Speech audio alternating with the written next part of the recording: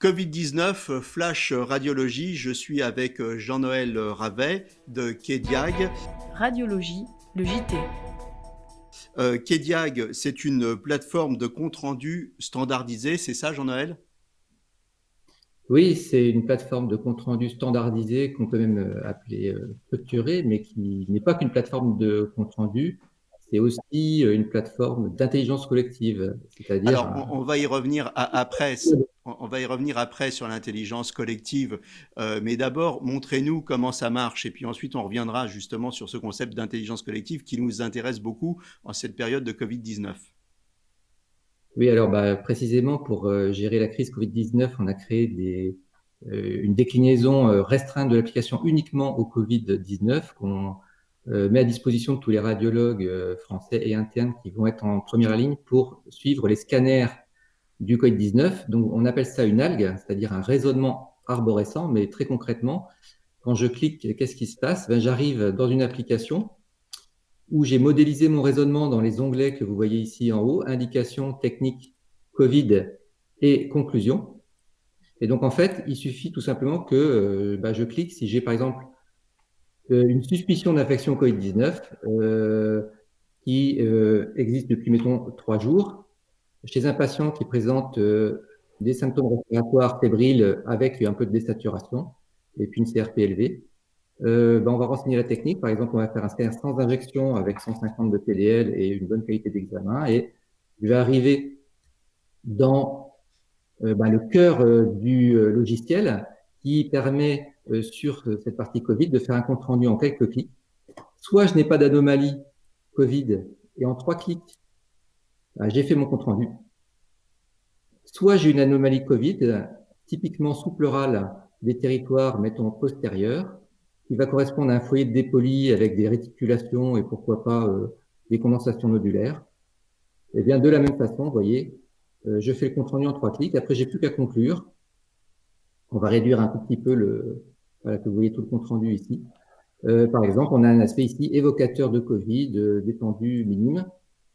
Alors, ce qui est extrêmement précieux, c'est non seulement d'aller très vite pour rédiger le compte rendu, mais aussi, je reviens tout petit peu sur la partie principale au centre de l'écran, vous voyez, c'est de donner un score de sévérité en quelques clics.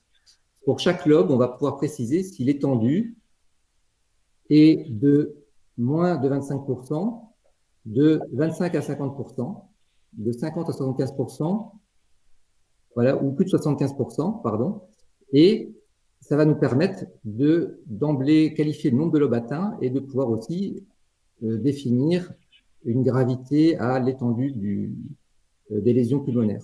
Voilà. Alors, l'avantage principal, hein, bien sûr, gain de temps, mais derrière, c'est des données structurées au niveau de l'information et au niveau informatique. Alors, au niveau de l'information, ça veut dire que très facilement, comme elles sont structurées et qu'elles se présentent toujours de la même manière, quand on va vouloir les consulter, on ira très vite là où on veut aller.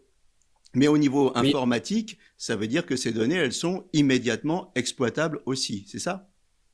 voilà, tout à fait. Alors, le compte rendu est structuré déjà médicalement et également informatiquement. Alors, médicalement, la structure du compte rendu, c'est quoi? C'est tout simplement les recommandations de la Société savante, la Société d'imagerie thoracique.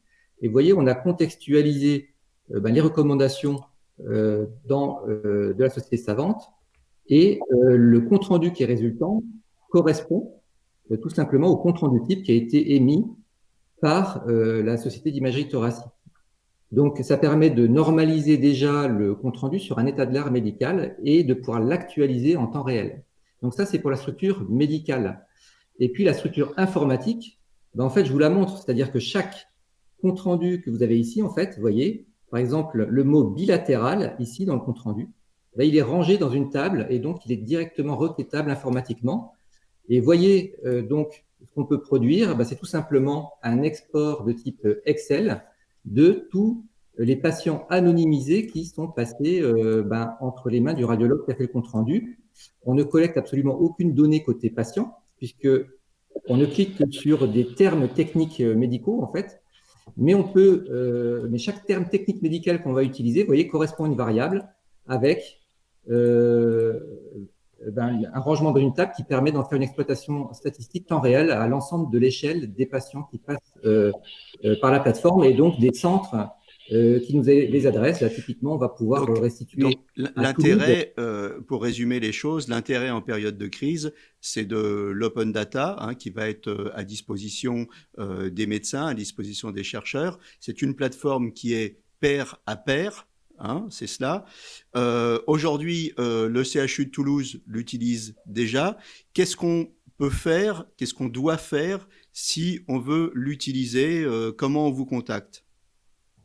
Alors, c'est très simple. Pour l'instant, on me contacte par courriel. Donc, je pense que ça va s'afficher quelque part jn.ravet@kimaging.com puisque je suis moi-même médecin. Je suis président de la société Kimaging qui édite le logiciel, qui est d'ailleurs un projet médical avant d'être un projet informatique et dont l'actionnariat est collaboratif et médical. On s'est financé par du financement médical exclusif.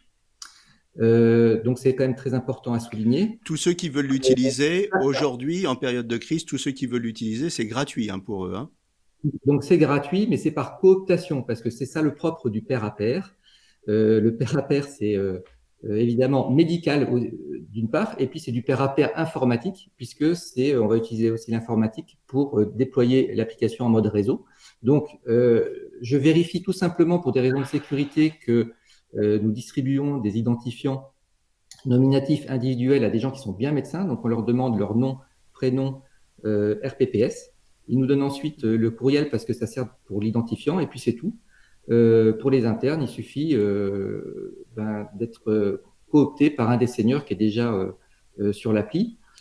Pour l'instant, on m'envoie un mail et puis à terme dans l'appli, vous voyez, on a quand même, je vais juste me déconnecter, il y aura sur la page de garde ici, le moyen de s'inscrire individuellement en saisissant le formulaire. Là, ça sera disponible d'ici très peu, de façon à aller comme ça beaucoup plus vite. Voilà. Alors, pour conclure, le virus va très très vite, mais comme vous me le disiez en préparant cette émission, Internet va beaucoup plus vite que le virus. Donc, si on veut partager de la donnée pair à pair, si on veut apprendre de l'expérience des uns des autres pair à pair, il faut vous contacter au plus tôt. L'adresse est sur l'écran. Je vous remercie beaucoup et à très bientôt. Merci Jean-Claude et à très bientôt. Radiologie, le JT.